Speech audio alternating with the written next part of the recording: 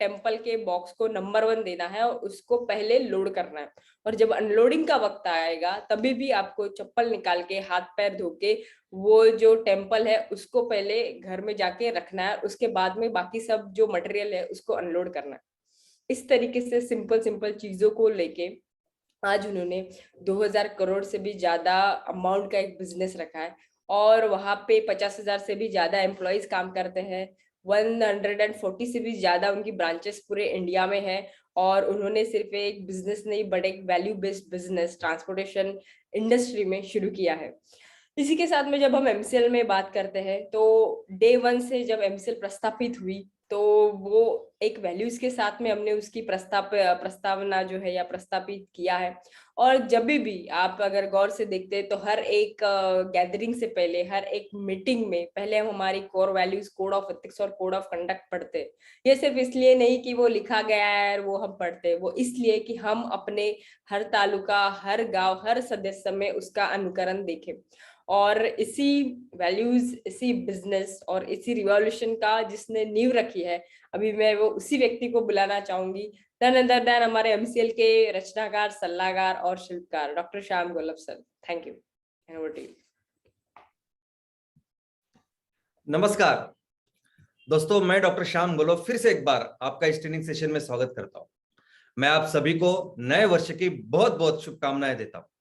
मैं आशा करता हूं कि आप सभी लोग अपने घर का यानी एमसीएल परिवार और घर का परिवार दोनों का ख्याल रख रहे हैं। मैं ये भी उम्मीद करता हूं कि आप सभी लोग 1 घंटा बहुत अच्छी एक्सरसाइज कर रहे हो, अपने हार्ट, अपने लंग को मजबूत कर रहे हैं और अपनी इम्यूनिटी को बढ़ा रहे हैं। तो चलिए शुरुआत करते हैं आज के टॉपिक से। दोस्तों, किसी भी देश का जो विकास है, तरक्की है, उन्नति है, उसका जो इंडेक्स है उसका नाम है ह्यूमन डेवलपमेंट इंडेक्स। और इस विकास के इस इंडेक्स के 3 पहलू हैं। एक है कि आपके देश की जनता कितनी स्वस्थ है, उनका स्वास्थ्य कैसा है। दूसरा है कि आपके देश की जनता का एजुकेशन स्तर कैसा है। और तीसरा ऑफ कोर्स आपके देश के उत्पन्न या इनकम कितनी है। लेकिन ये तीनों चीजें एक दूसरे के साथ बहुत कनेक्टेड है। अगर इनकम कम है तो वहां के बच्चे एजुकेशन से ज्यादा ये सोचते हैं कि कैसे मैं जल्द से जल्द कमाने लगूं। लेकिन अगर इनकम अच्छी है तो उसके साथ स्वास्थ्य को भी हम लोग बहुत अच्छा सेंटर, बहुत अच्छा केयर रख सकते हैं। गवर्नमेंट उसके लिए काफी सारा इंफ्रास्ट्रक्चर तैयार करती है और स्वास्थ्य अच्छा होता है। आज जिस पहलू के बारे में हम लोग बात करने वाले हैं वो है देश का इनकम। अब इस देश के इनकम के लिए भी एक नाम है, एक संज्ञा है जिसका नाम है जीडीपी, जिसका नाम है सकल घरेलू उत्पादन। हमारे देश में जो भी वस्तुओं का और सेवाओं का निर्माण होता है एक साल में, उसे कहते हैं जीडीपी। हर देश ये चाहता है कि उनका जीडीपी, उनका उत्पन्न, जैसे हम लोग सभी सोचते हैं कि हमारी आय ज्यादा से ज्यादा बढ़े, हर साल बढ़े। तो ये आय, ये इनकम, ये जीडीपी किसके ऊपर डिपेंडेंट है? तो ये डिपेंडेंट है व्यापार के ऊपर, अंतरराष्ट्रीय व्यापार के ऊपर, जो 2 देशों के बीच में होता है। और ये अंतरराष्ट्रीय व्यापार किसके ऊपर डिपेंडेंट है? तो वो है एक्सपोर्ट। यानी हमारे देश में जो वस्तुएं और जो सेवा का निर्माण होता है वो कितने देश को आप बेचते हो। एक्सपोर्ट यानी हमारे देश की चीज दूसरे देश में आप उसको देना, एक्सपोर्ट। और इस वस्तुओं को देके हमें पैसे मिलते हैं। और इंपोर्ट, इंपोर्ट यानी ऐसी कौन सी चीजें जो हमारे देश में हम लोग बाहर से मंगाते हैं और उनको पैसा प्रदान करते हैं। तो किसी भी देश की जीडीपी डिपेंड होती है इस एक्सपोर्ट इंपोर्ट पे, यानी आयात और निर्यात के ऊपर। हर देश ये कोशिश करता है कि हम लोग ज्यादा से ज्यादा निर्यात करें, ज्यादा से ज्यादा पैसा कमाएं और हमारे जो खर्चे हैं, जो आयात को हमें देने पड़ते हैं वो कम हो, तो हमारा आयात कम हो। तो इसी के साथ शुरू होता है ट्रेड, व्यापार। तो चलिए देखते हैं कि कैसे इस पूरे व्यापार की शुरुआत हुई। दोस्तों, इस पृथ्वी के ऊपर मनुष्य लगभग 20 लाख साल से 25 लाख साल पहले ऐसे कुछ पीरियड में उसकी शुरुआत हुई, ऐसा कहा जाता है। लेकिन उसकी जो संस्कृति है, सभ्यता, उसकी शुरुआत हुई 6000 सालों से। तो इस 6000 सालों से लेकर 25 लाख सालों तक, इन पूरे दौरान आदमी जानवर जैसे ही था, बाकी के जानवर पशु जैसे होते वैसे ही था। तो क्या चीज थी कि जिसकी वजह से मनुष्य एक जगह रह के बस्ती करने लगा, और वो थी एग्रीकल्चर, वो थी खेती बाड़ी।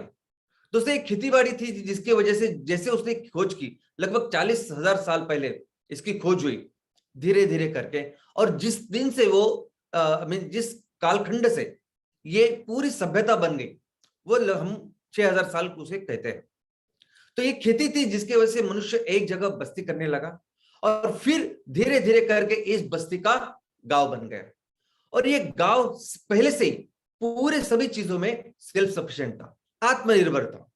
इस गांव में जो भी लोग रहते थे, मैक्सिमम लोग, ज्यादा से ज्यादा करके लोग खेती बाड़ी करते थे, लेकिन उसके साथ मनुष्य को जो भी चीजें लगते थे, वस्त्र लगते थे, उपकरण लगते थे, औजार लगते थे, या मेटल्स की कुछ चीजें लगती थी, पहनने के लिए चप्पल लगते थे, तो ये तैयार करने के लिए अलग अलग लोग तैयार हो गए, अलग अलग समुदाय तैयार हो।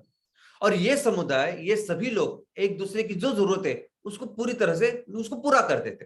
तो इस तरह से हर गांव, शुरुआत में हर गांव अपने आप में स्वयंपूर्ण था, और इस गांव के जो जरूरतें थी, वो उस जरूरत के अनुसार वहां के अलग अलग समाज का निर्माण हुआ, और वो उस एक कार्य, उस चीज में वो एक्सपर्ट बनते गए। और हमने हमने हजारों सालों से देखा है कि गांव में ये बलूतेदार अलूतेदार ऐसी सिस्टम थी। ये बलूतेदार यानी क्या, 12 बलूतेदार यानी वही ये 12 अलग अलग सवर, अलग अलग कम्युनिटीज जो उस अलग अलग ट्रेड में वो माहिर होती थी, और वो गांव की जो जरूरत है उसको पूरी तरह से पूरा करती थी। अभी इन दोनों के बीच में पहले शुरू हुआ व्यापार। तो व्यापार की जो शुरुआत है ये गांव में इन दो लोगों के बीच हो गई, और वो जो विनिमय था, वो जो व्यापार था, वो व्यापार कैसे होता था? तो व्यापार पैसों के साथ नहीं होता था, तो वो वस्तु के साथ होता था। उसे कहते हैं बार्टर, उसे कहते हैं वस्तु विनिमय पद्धति। यानी अगर मैं धान तैयार कर रहा हूं तो मैं आपको धान दूंगा, और आप अगर लोहे की कुछ चीज कर रहे हो तो वो लोहे की चीज आप मुझे दोगे। तो इस तरह से हजारों सालों से ये बार्टर सिस्टम गांव में चलता आ रहा है। लेकिन धीरे धीरे इस गांव का रूपांतर शहरों में हो गया, और ये व्यापार दो शहरों के बीच में होने लगा। अभी दो शहरों के बीच में ऐसे था कि कुछ शहरों में कोई चीजें बेहतर थी, और दूसरे शहरों में कोई दूसरी चीज बेहतर थी। तो इन दोनों के बीच में भी ये व्यापार की शुरुआत हुई, और ऐसे ही चलते चलते फिर हो गया इस व्यापार की शुरुआत दो सभ्यताओं में, दो देशों में, और उसी को कहते हैं हम लोग अंतरराष्ट्रीय व्यापार।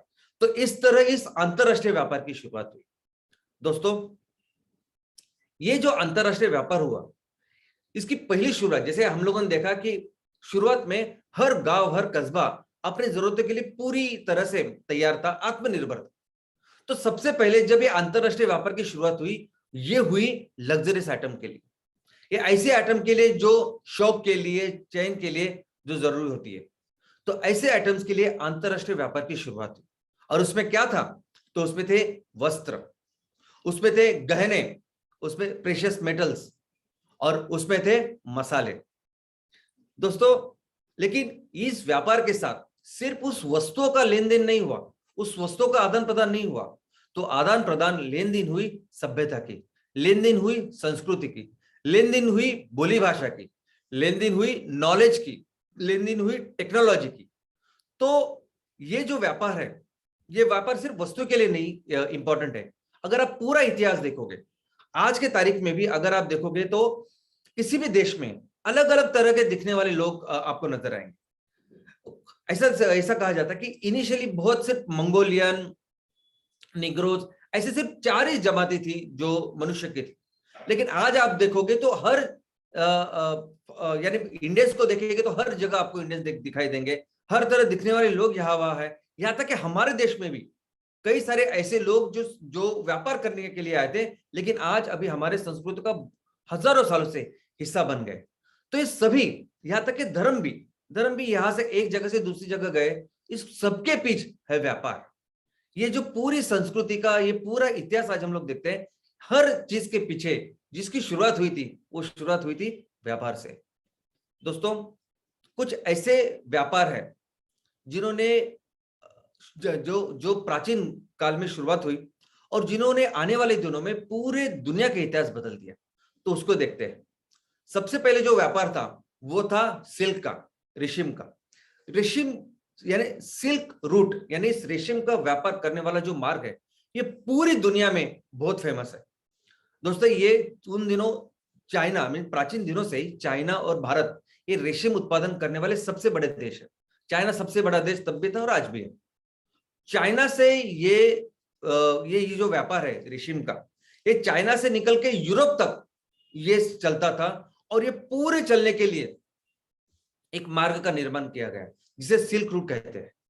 इस रूट के दौरान, इस रूट के ऊपर ना जाने कितने सारे गांव शहरें चालू हो गए।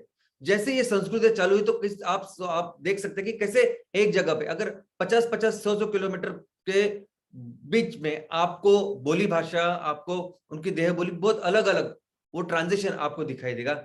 सिल्क रूट पे ऐसे कई सारे दिखाई देते हैं। दूसरा जो मार्ग है, दूसरा जो व्यापार है जिससे बहुत बड़ा बदलाव हुआ इतिहास में, वो है स्पाइस यानी मसाले का व्यापार, मसालों का मार्ग। और आपको सुन के ताज्जुब होगा, लेकिन प्राचीन दुनिया में सबसे ज्यादा डिमांड में अगर कोई चीज थी वो थे मसाले। आपको सुन के ताज्जुब होगा कि इन मसालों के लिए युद्ध हुए हैं। जितने भी यूरोपियंस उस टाइम के, जिन्होंने बहुत सारे व्यापार करके पैसे कमाए, वो मसालों से कमाए। इस मसालों के लिए देशों ने, यूरोप देशों ने बाहर जाके कॉलोनीज तैयार की। यह कहा जाता है कि क्रिस्टोफर कोलंबस मसालों के लिए निकला था और वो उसे अमेरिका का उसने खोज किया। इतने जरूरी, इतने इंपॉर्टेंट थे मसाले। दोस्तों इसके बाद जो नेक्स्ट रूट है, व्यापार है, वो है इंसेंस, वो है अत्तर। अरब लोग इस अत्तर को निर्माण करते थे और इस अत्तर को फिर बाकी सही देशों में देते थे। और इस अत्तर के लिए फिर उन्होंने ऊंट को, उनका जो डोमेस्टिकेशन शुरुआत हुई, पालना उसको शुरुआत हुई, वो इस व्यापार से शुरुआत हुई। नेक्स्ट है अंबर। अंबर यानी वनस्पति से निकला हुआ ऐसा स्त्राव, ऐसी गोंद कि जो आगे बन के इतनी सख्त हो जाती है कि वो पत्थर बन जाती है। और इस पत्थर को आप जैसे हीरे मोती जैसे आप इसको ऑर्नामेंट से, आभूषण में इस्तेमाल करते हो। और इसके कई सारे मेडिसिनल पर्पस भी है। यूरोप में बाल्टिक जो रीजन है, वहां इस अंबर का बहुत सारा उत्पादन होता था और पूरी दुनिया में इसका भी व्यापार होता था। और उससे भी अंबर को लेके कई सारे रोड्स डेवलप हुए। और जैसे मैंने कहा कि हर रोड के यहाँ वहां संस्कृति, गांव, शहर तैयार हुए हैं। और एक व्यापार है टी हॉर्स, यानी आप मुझे चाय दो मैं आपको घोड़े दूंगा या अलग। और यह व्यापार था चाइना और भारत में। नेक्स्ट है सॉल्ट रूट, यानी ऐसी भी जगह थी कि जहां उनके पास नमक नहीं था, तो कुछ व्यापारी ऐसे थे कि जहां नमक मिलता था वहां से नमक लेते थे और जहां नमक की जरूरत है उनको नमक देते थे। जर्मनी में ये सब हो रहा था और इसे सॉल्ट रूट ऐसा कहा जाता है। नेक्स्ट है ट्रांस सहारन। दोस्तों सहारा का जो रेगिस्तान है, वहां पे एक बहुत बड़ा एक व्यापार का मार्ग तैयार हुआ। अरब लोगों ने जो भी चीज बनाई थी वो ईस्ट अफ्रीका से लेके वेस्ट अफ्रीका तक वो उनको देते थे।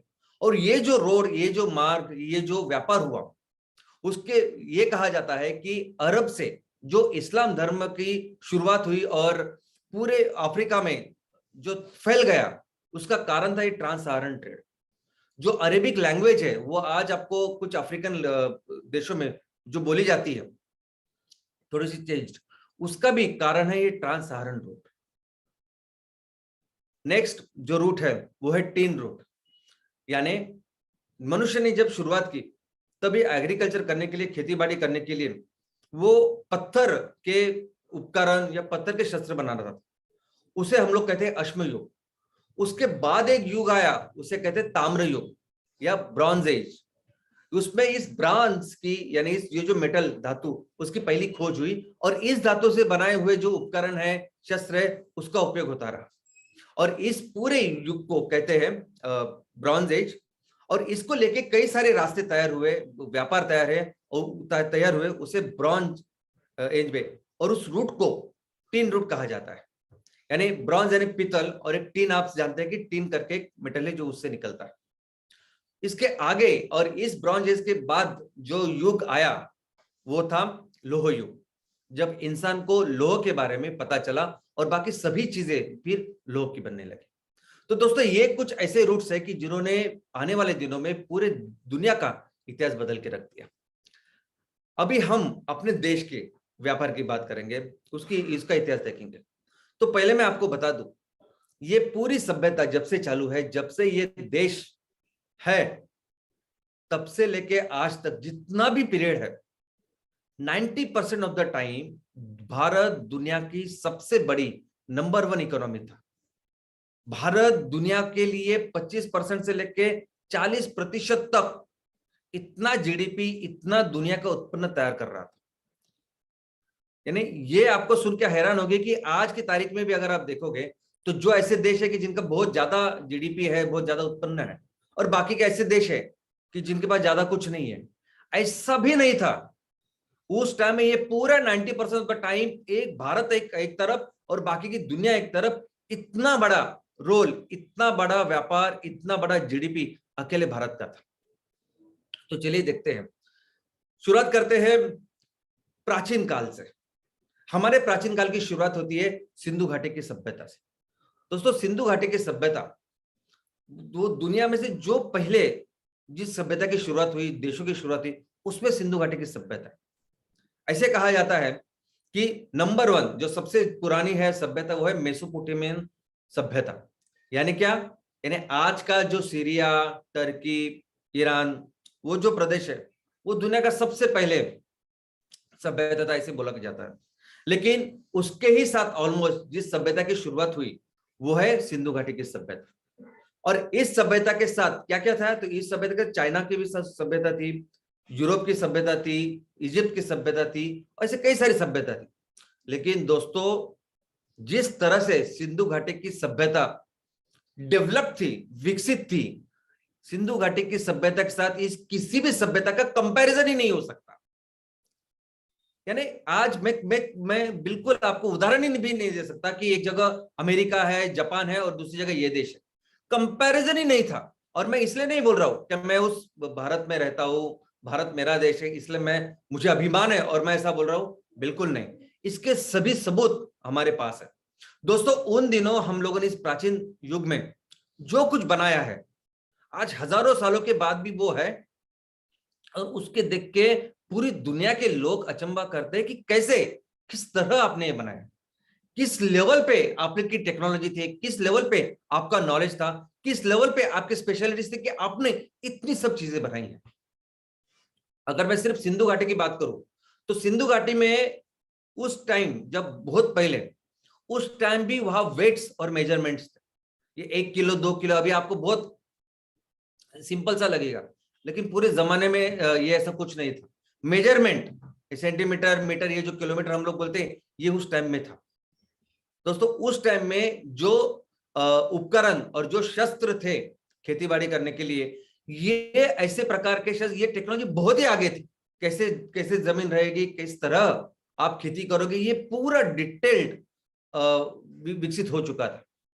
यहां तक कि जो शहरें थी, इस शहरों में रोड और ड्रेनेज, आज की तारीख में अगर आप देखोगे तो रोड के साथ ड्रेनेज होना पड़ता है, ये आप शहरों में देखोगे और आपको आम चीज लगती होगी। लेकिन उन दिनों, यानी आज भी अगर आप जाओगे और देखोगे सिंधु घाटी में, तो आपको दिखाई देगा कि कैसे प्रॉपरली वो बनाए हुए हैं।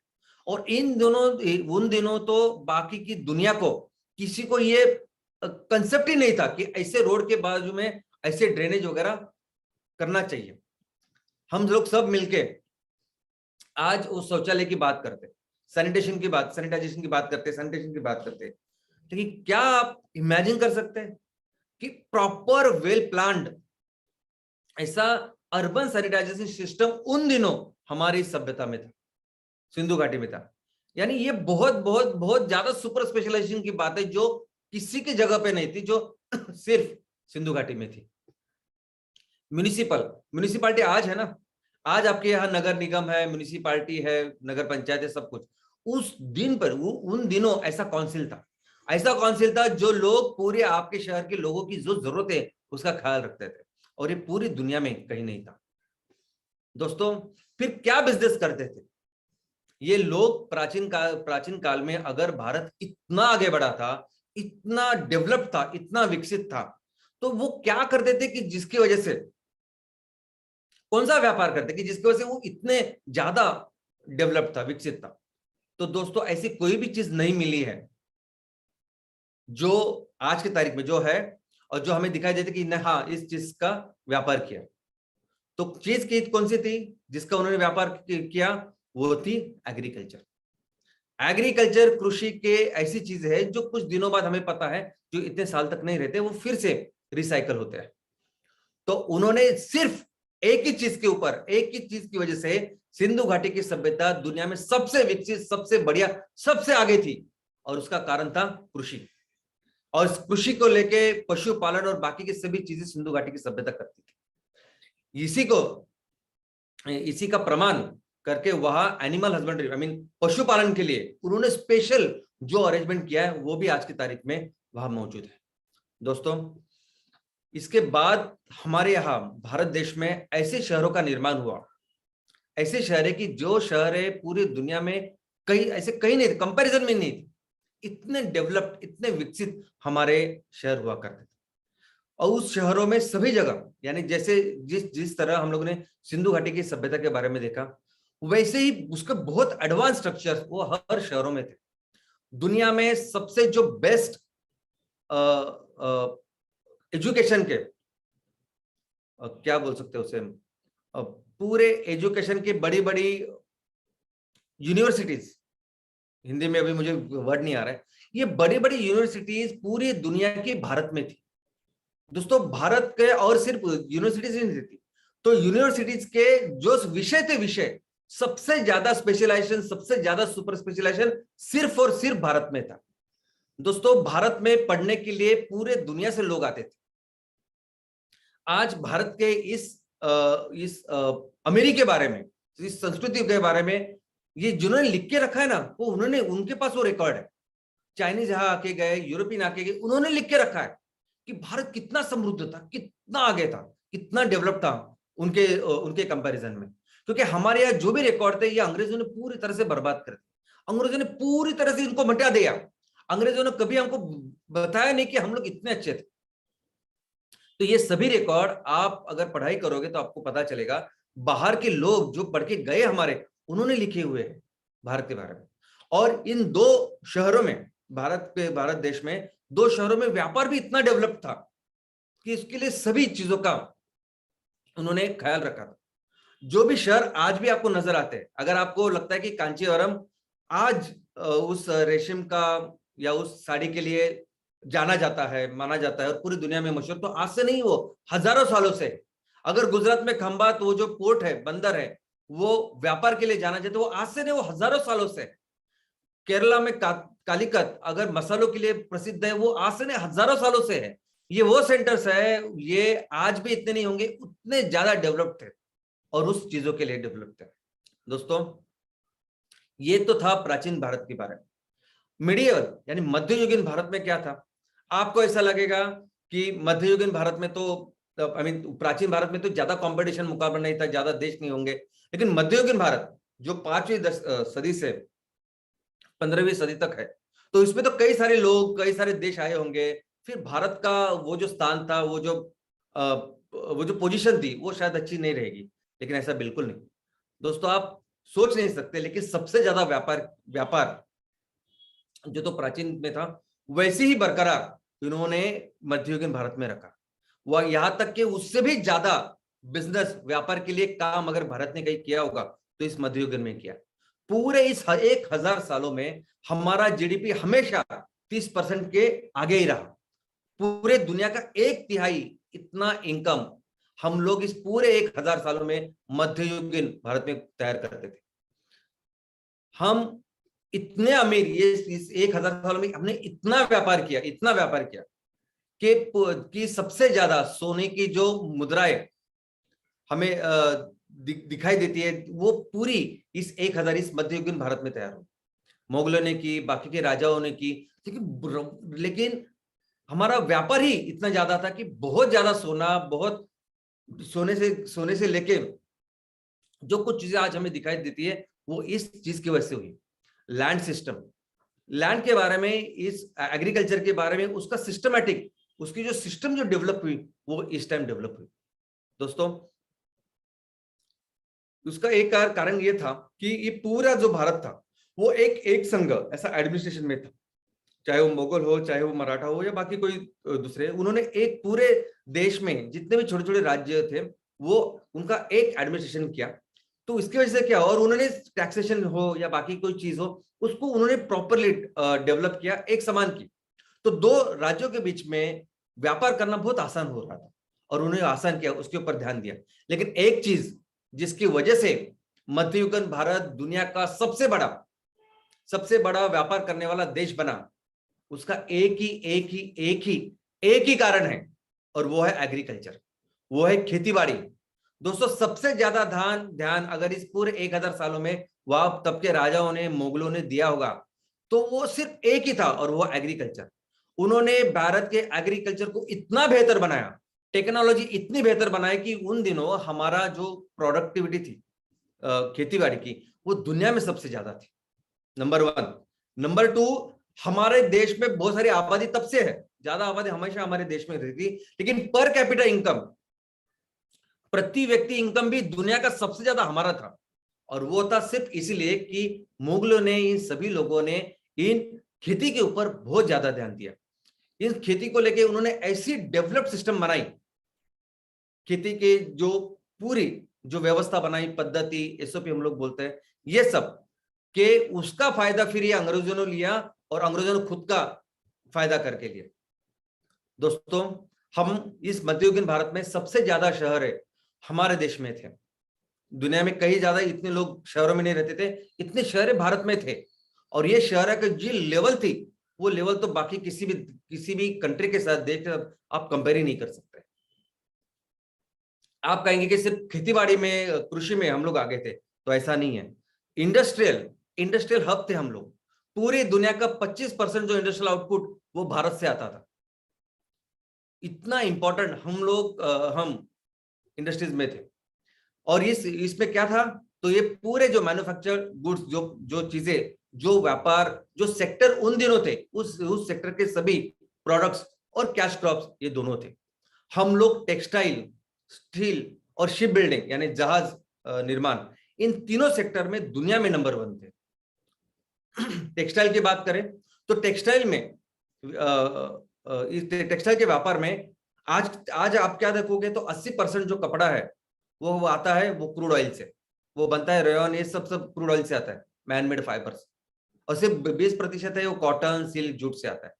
लेकिन उन दिनों ऐसा कुछ नहीं था, उन दिनों सिर्फ ये था, और हम लोग दुनिया के लीडर थे, एक कॉटन, सिल्क, जूट, यार्न और थ्रेड्स पे, और पूरी दुनिया को हम लोग सप्लाई करते थे।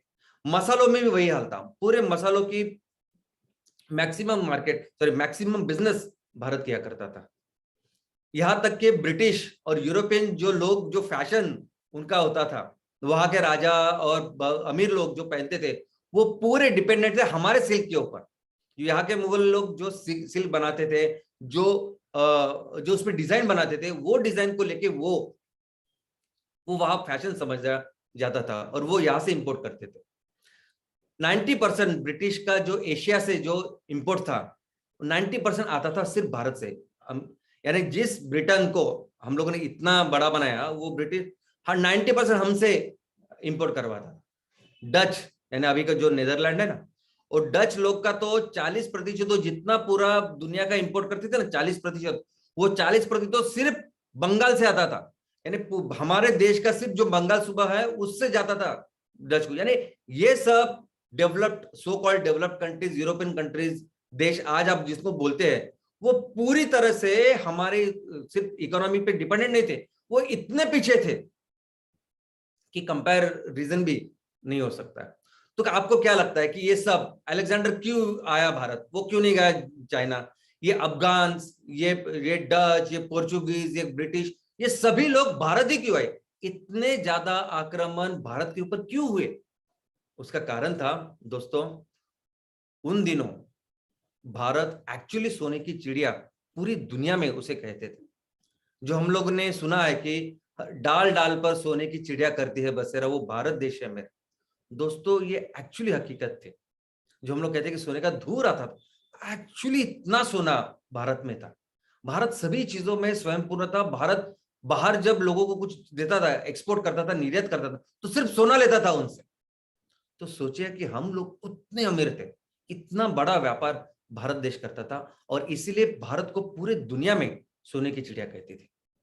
और ये पूरी चीज बदल गई अंग्रेजों के बाद।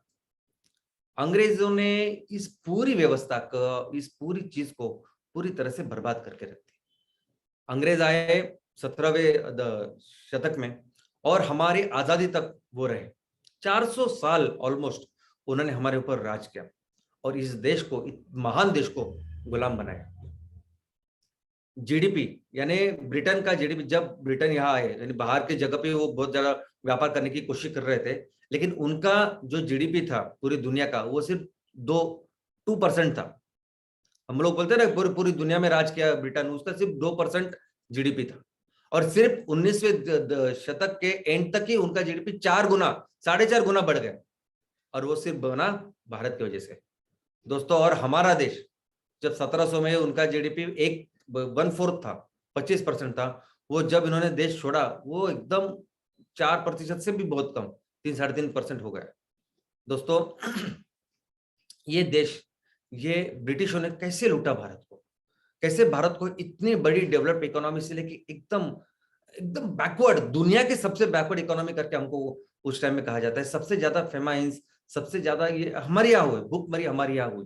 कैसे किया, क्या किया इस ब्रिटेन ने, ये ब्रिटिश लोगों ने।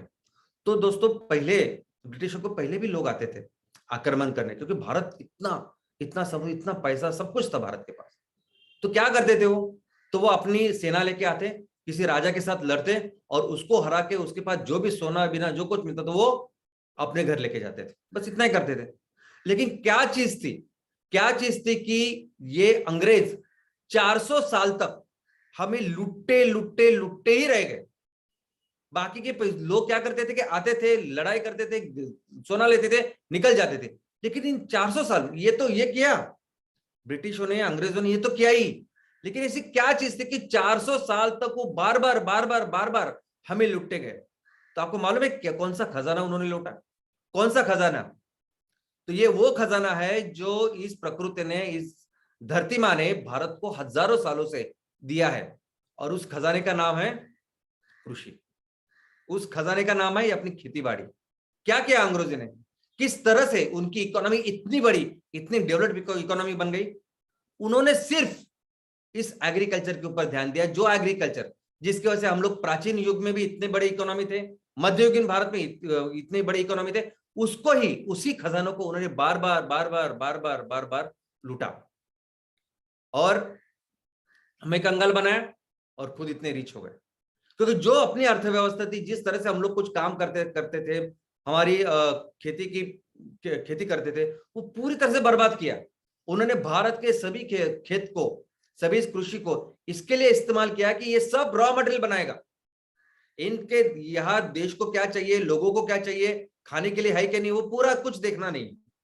यहां से सिर्फ रॉ मटेरियल तैयार करने का, और वहां जो ब्रिटिश में, जो ब्रिटेन में, इंग्लैंड में जो फैक्ट्रियां बनी है ना, वहां रॉ मटेरियल देने।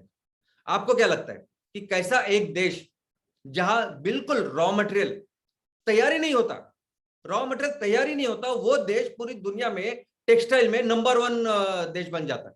सबसे बड़ा व्यापार टेक्सटाइल का ब्रिटेन करते हैं, जहां रॉ मटेरियल बिल्कुल तैयार नहीं होता। मसालों का सबसे बड़ा व्यापार करते हैं, जहां मसाले तैयार नहीं होते। चाय का व्यापार करता है, मिडल का व्यापार करता है। कहां से आता है, जबकि उनके पास कुछ भी नहीं है रॉ मटेरियल। ये सब कुछ जो आया ना, ये सिर्फ और सिर्फ भारत से आया, और जिसकी वजह से इतनी बड़ी वो ताकत बन गई। दोस्तों, इन्होंने पहले क्या किया, तो पूरे भारत को अपने एक प्रॉपर एडमिनिस्ट्रेशन में लिया, यूनिफॉर्म करेंसी की, यूनिफॉर्म सब टैक्सेशन किए, ताकि वो प्रॉपरली इसको लूट सके, ज्यादा से ज्यादा माल तैयार कर सके, ज्यादा से ज्यादा व्यापार तैयार कर सके।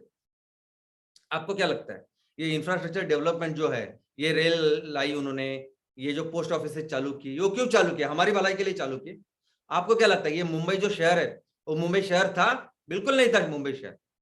मुंबई शहर तो छोटे छोटे से बेट थे, उसको प्रॉपर डो डाल के रिक्लेमेशन करके वो मट्टी बिट्टी सब डाल के उसको पूरा शहर बनाया मुंबई। क्यों?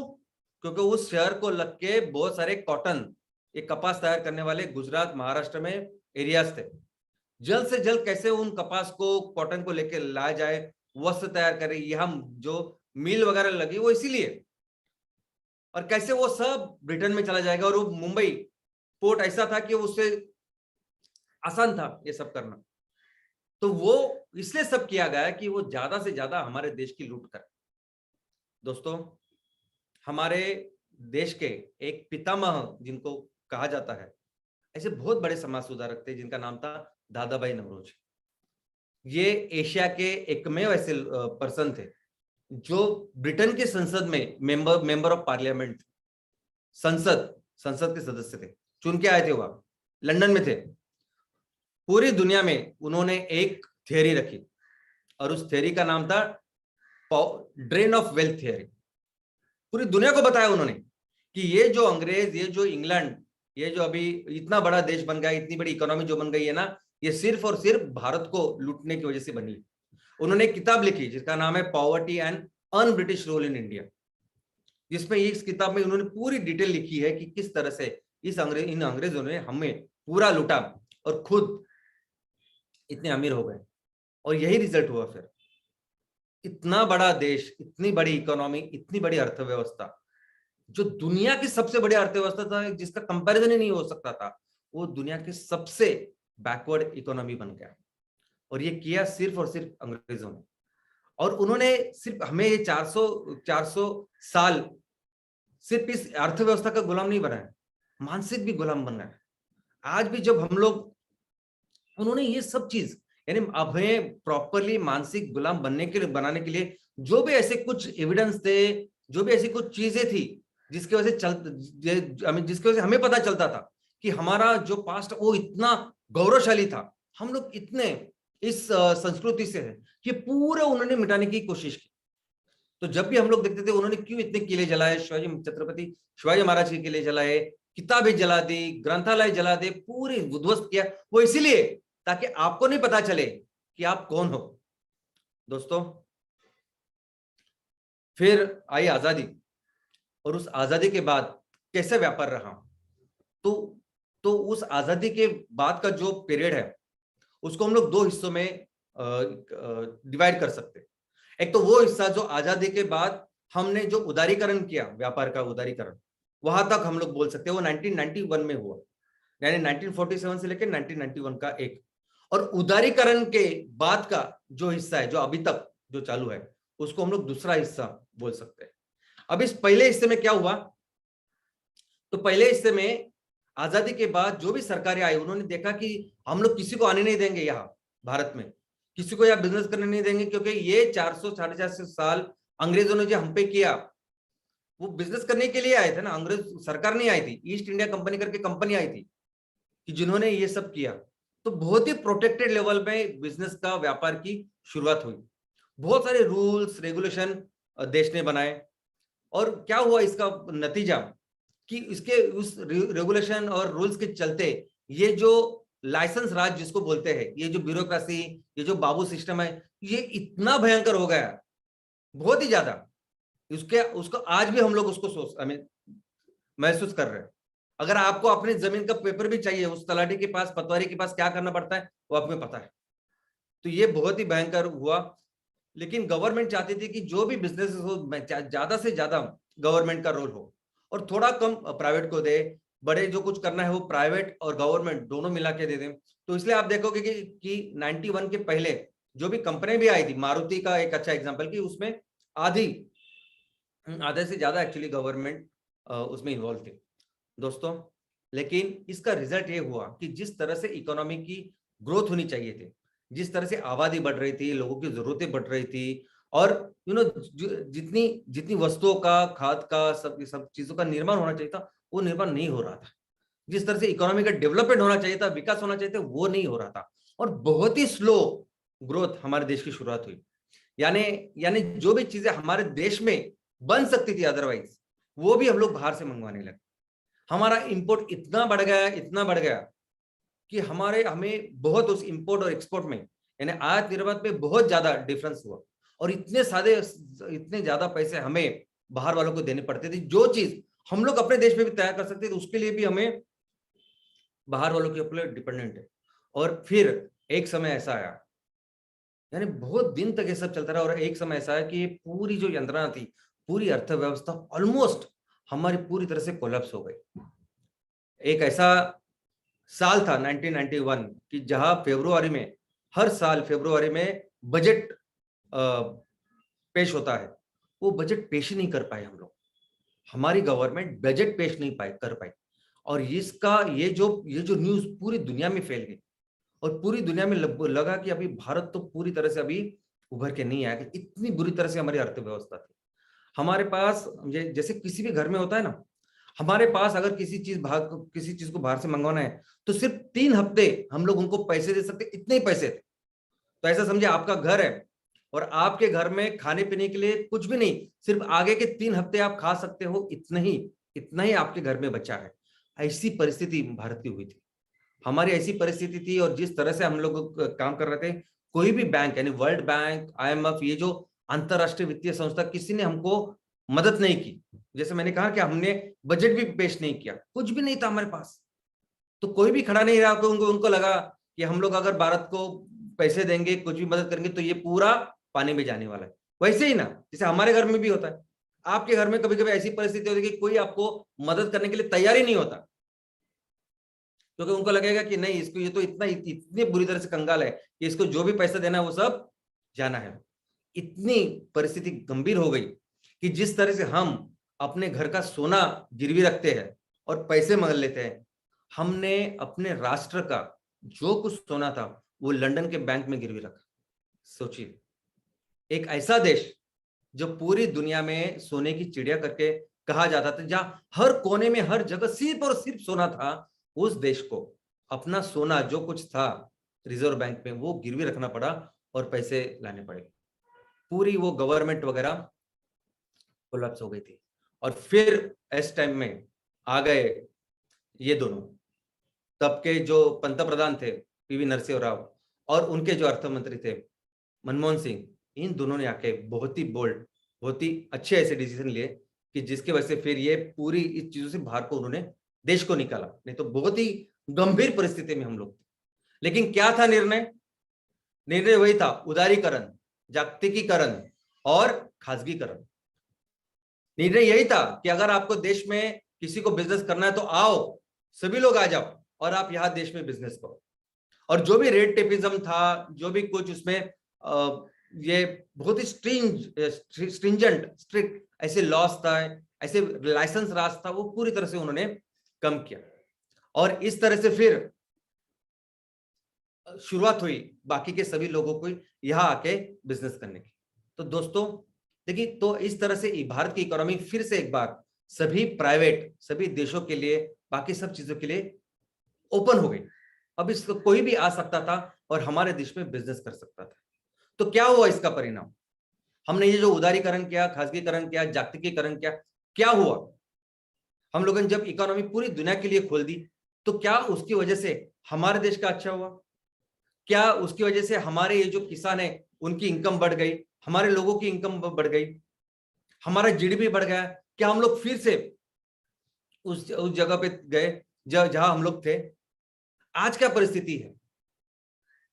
क्या ऐसे हुआ कि जब उस टाइम एक ही ईस्ट इंडिया कंपनी थी और अभी उसके बाद बहुत सारी ईस्ट इंडिया कंपनी आ गई? तो क्या है आज की तारीख में? आज की तारीख में इतनी सारी एक ईस्ट इंडिया कंपनी को लेकर हम लोग इतने परेशान थे, तो क्या बहुत सारी ईस्ट कंपनी भारत में आ चुकी है? क्या वो आज भी हमको गुलाम बना रही है? क्या है आज की भारत की परिस्थिति? क्या है भारत का व्यापार? क्या है भारत का निर्यात आयात? क्या चीज है? कितना पैसा भारत कमाता है? क्या चीज है जो भारत को करनी चाहिए, लेकिन कौन से प्रोडक्ट्स है जो भारत का ज्यादा निर्माण करता है? हमारे देश की आर्थिक स्थिति क्या है, ये हम सब देखेंगे। और अगर आर्थिक स्थिति ऐसी है, अगर आर्थिक स्थिति वो नहीं हुई जो होनी चाहिए थी, तो कौन है जो इसको बचाएगा? इस सब को हम लोग देखेंगे अगले शुक्रवार। अगले शुक्रवार हम लोग देखेंगे आज की भारत की व्यापार की स्थिति क्या है, आयात क्या है, निर्यात क्या है, और किस तरह हम लोग आने वाले दिनों में भारत का भविष्य देखते हैं। थैंक यू वेरी मच, धन्यवाद।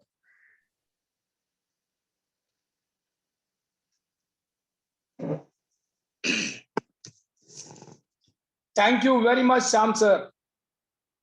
हर एक शुक्रवार एक अलग अलग टॉपिक और उससे रिलेटेड एमसीएल और MCL stake holders, MCL business model का रिलेशन हमारे लिए हर शुक्रवार अभी एक it has become a university lecture and understanding the system differently. Yes, this was a awesome lecture one more time by Dr. Shyam Golab sir. So good morning MCL, good morning MCL परिवार। आज आपने सुना Shyam sir को एक बहुत ही complicated subject जिसका नाम सुन के ही लोग लेक्चर बंद करते हैं, लोग टीवी बंद कर देते हैं। ऐसे सब्जेक्ट को आज श्याम सर ने एक अलग से समझाया और बताया कि सारे सिस्टम में एमसीएल कैसे आगे बढ़ने वाला है। Thank you very much Shyam sir. आपका जो अप्रोच है वो शायद सबसे इंपॉर्टेंट चीज होती है किसी भी यंत्रणा में। हमारे लोग एजुकेटेड और लिटरेट होने चाहिए। पुस्तकी ज्ञान से आगे जाके जो नॉलेज है वो अप्लाइड नॉलेज कैटेगरी का होना चाहिए। और आज शायद आपने ये बीड़ा उठाया है एमसीएल में कि सब चीजों को, ना कि एमसीएल बोर्ड ऑफ डायरेक्टर से लेकर एमसीएल के एक फार्मर स्टेक होल्डर तक भी ये बात कैसे पहुंचे, इसके लिए आप जो रात दिन कष्ट कर रहे हो वो काबिले तारीफ है। और आने वाला समय ये सारे लेक्चर्स को एक अलग धरोहर के रूप में संजो के रखेगा। Thank you very much Prachi madam for enlightening us with the story of Agarwal sir. Yes, इस स्टोरी ने हमें बता दिया है कि कुछ भी हो जाए हम एथिकली स्ट्रांग रहेंगे। Yes, MCL is dying to become the ethically cultured organization। इसके लिए शायद हम जो भी कीमत है वो चुकाने को तैयार है, बट हम कभी हमारे एथिक्स से कॉम्प्रोमाइज नहीं करेंगे। यस, तो ये आज का शुक्रवार इस तरह से एथिकली स्ट्रांग था, एजुकेशनली और एकेडमिकली भी क्वालिफाइड तरीके का था। और इस दोनों बातों के लिए हमारे श्याम गोलब सर और हमारी प्राची मैडम, हम दोनों का बहुत बहुत बहुत शुक्रगुजार है। यस, नए साल का ये एक पावर पैक्ड सेशन था। और नए साल में जो फर्स्ट सेशन में हमने बात की वो इंपोर्ट एक्सपोर्ट एंड इकोनॉमी की बात की। तो यस, हम एमसीएल में इकोनॉमी की बात करेंगे और इकोनॉमी में जो आपके सामने पिक्चर दिखा रहा है उस केंद्र बिंदु, उस इकोनॉमिक केंद्र बिंदु ये फार्मर होगा, सही मायने में होगा। ये बार बार एमसीएल के प्लेटफॉर्म पे श्याम गोलब सर हम सबको समझा रहे हैं। Thanks again for attending the session, thanks again for understanding the session, thanks again all the MCL stake holders, all the MCL MVP owners, MBS, MPO owners, MPO members, BDAs, senior BDAs, prime BDAs, and all the well-wishers of MCL across the nation, and the most importantly, all the farmers who are taking efforts to have a strong faith and keeping themselves united on this platform of MCL. Thank you very much. और मैं सबको और एक बार शुक्रिया अदा करूंगा। और पहली बार श्याम सर ने बताया है अगले सेशन में क्या होगा, तो मैं चाहूंगा कि आप इस सेशन को अपने लोगों तक पहुंचाए और लोगों को बताए कि हम किस मंजिल की ओर जा रहे हैं। Thanks again. तो मैं और एक बार कहूंगा कि यस, ये आज भी सिद्ध हो गया है कि आपको इस देश की मिट्टी का वास्ता है और एमसीएल ही सुजलाम सुफलाम भारत का रास्ता है। Thank you very much.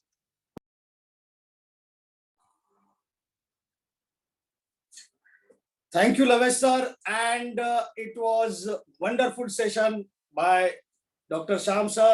दोस्तों, मैं फिर एक बार आप सभी को ये याद दिलाना चाहता हूं कि आप कृपया इस चैट बॉक्स में दी गई लिंक के ऊपर जाकर आपका फीडबैक हमें शेयर कीजिए। आपका फीडबैक हमारे लिए बहुत बहुत बहुत ही महत्वपूर्ण है। एंड शुक्रिया अदा करना चाहूंगा मैं प्राची मैडम का, जिन्होंने फिर एक बार हमें कुछ महत्वपूर्ण बातें बताई और जिसमें से अगर आज की सीख हमें लेनी चाहिए तो वो ये है कि हम सभी यहाँ पर जो है वो एंटरप्रेन्योर है, क्योंकि एंटरप्रेन्योर जिम्मेदारी लेता है, उसे कोई जिम्मेदारी देता नहीं। और जी हाँ दोस्तों, हमने जिम्मेदारी ली है हमारे गांव की, हमारे तालुका की, हमारे राज्य की, हमारे देश की, और उस जिम्मेदारी को हम पूरी तरह से निभाएंगे। Thank you very much Prachi madam for sharing such a wonderful and inspiring story. Thank you. And शुक्रिया अदा करना चाहूंगा फिर एक बार डॉक्टर श्याम सर का, जिन्होंने हमें ये चीजें बहुत ही बखूबी बताई है कि हजारों साल से जो हमारी संस्कृति, हमारा देश जो सबसे अमीर हुआ करता था, जो सभी चीजों में प्रगतिशील था, प्रगत था, वो देश पिछले 400 सालों में किस प्रकार से रसातल को पहुंच चुका है और उसके कारण क्या है ये भी हमने जाने। लेकिन साथ ही साथ जो बात हमें श्याम सर ने बताई है कि आने वाला जो भविष्य है वो हमारा होगा, हम इतिहास को बदल देंगे।